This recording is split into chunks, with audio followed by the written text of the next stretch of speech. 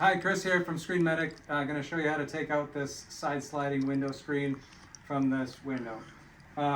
First off, you're going to want to open this window all the way, like I've already got it pre-open for us. But when you open it, I suggest unlocking this and just getting this open wide enough so you can get your hand in here, and then that way you can push this rest of this over.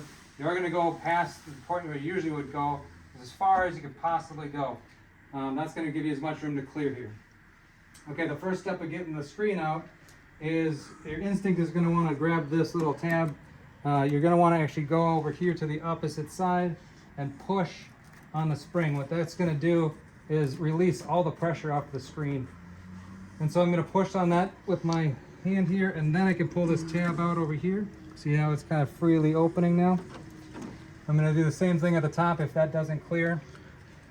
And again, that finger trick is going to allow us to get this pulled past. And we're just going to wiggle it out until she comes free. They usually get pretty tight down here at the bottom, so just kind of pulling that gently. And the screen is free. So I'll show you how to put it right back into.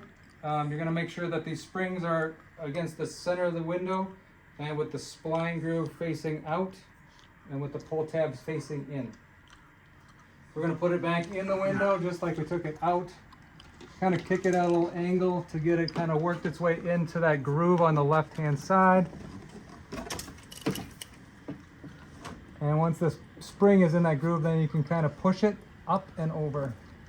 That's going to help clear this bottom spot.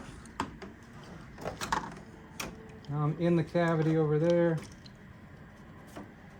and then I'm going to push with my fingers on the left hand side to just get clear over these little plastic pieces there on the bottom and then the top.